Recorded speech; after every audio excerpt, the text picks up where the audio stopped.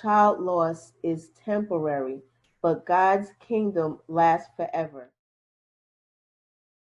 1 Peter 1 and 7, that the trial of your faith, being much more precious than of gold that perisheth, though it be tried with fire, might be found unto praise and honor, glory, and appearing of Jesus Christ. So it says our trials are more precious than gold. Who truly believes that? Who truly believes that this trial of you not getting pregnant is more precious than gold? Are you viewing it that way? Or are you cursing God? Are you saying, why me? And not looking at maybe my faith is being built up. Maybe my faith is getting stronger. Maybe my relationship has a chance to grow. Because honestly, some sisters got with their lords and got pregnant right away and never had a chance to honor their husbands just by themselves 100%, just taking care of their lords. A lot of sisters never had that opportunity. So are you taking that time now, like, this is it's just me and my Lord? I'm going to treat him like fine gold before my baby comes, whether it be 5 years, whether it be 6 months, whether it be 2 years. It's about me and him. Who's looking at it that way? Or is it like, why can't I get pregnant? Why can't I get pregnant? And you're not doing half the stuff that you can do for your Lord right now. Psalms 113 and 9.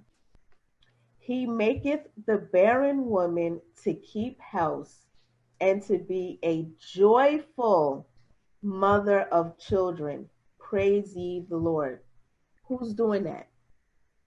Who's being a joyful mother of just all the children in the congregation?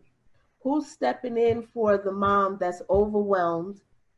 Like, okay, I don't have children, so let me take your baby. I know you got 5 little ones back to back.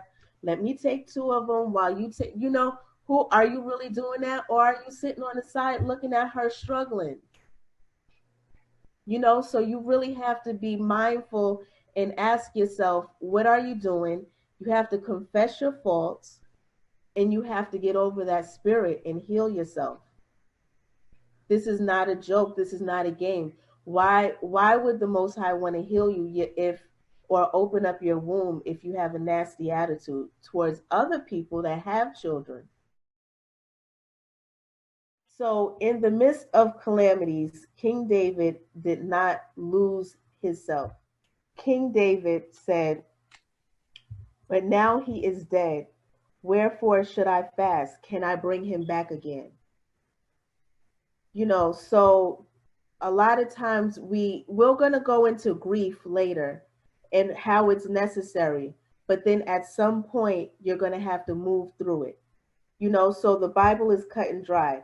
King David mourned for his sick son and fasted, but the child died. After he rose up, gave God the glory, and he continued on. Didn't let the death of his son afflict him, so much so where he stopped caring for the kingdom that God gave him. Okay? Psalm 16 and 11. Thou wilt show me the path of life. In thy presence is fullness of joy. At thy right hand there are pleasures forevermore. We shall rejoice before the Lord in the kingdom. Okay, we got to remember we're in captivity right now. All these things are happening to us because we are cursed. We didn't keep God's laws and we are in captivity. We have to make sure as Israelites we put things into perspective. And when people or the world come to us with certain things, or family members, or aren't you still mourning, or aren't you still grieving? This is my captivity. My glory and everything won't come until the kingdom. So sometimes we have to make sure we keep things or what we're going through as the nation of Israel in perspective, and that will help us to move on. For us married sisters, I can guarantee you, if your Lord is really about this kingdom, sis, he's going to love you either way. That's your best friend. So when you're hurting, when you get that negative pregnancy test, he's hurting too. But he's going to hug you and he's going to love on you either way. And we're in this together. One of the things that she said was so powerful, and I don't want to overlook it, was that she made a comment that as a married woman, your Lord is your best friend. You are going to be grieving and mourning together. You're hurting and he's hurting as well. The two of you at that point should really be focusing on healing together, crying, fasting, and all that. And there are certain emotions that a man is only going to share with his wife because he's feeling vulnerable at the fact that he either cannot have a child or that he's lost a child. Sometimes we look at these men like they're forever powerful and that they don't have feelings. Men have feelings too. They mourn too, and you have to respect them and love them throughout the process and understand that together as one flesh, that's how you become strong. All right, reading about our foremothers and how they overcame it, like Christ's mom. She had to bury her son. The woman with the 7 sons, she had to endure so much, and she still stayed strong. So I took her strength. And tried to start applying the strengths of the women who had to bury their children to my life. How do you pretty much get through this? And that's where myself comes in. That's where your counselor of 1,000 comes in. Any other moms and that have gone through this thing. You never really know who has a miscarriage or stillbirth, because like you say, it's not a talked about subject in our community. It's really not until you're going through it where you have this coming into you and telling you, sis, I've been there too. I've had this situation too.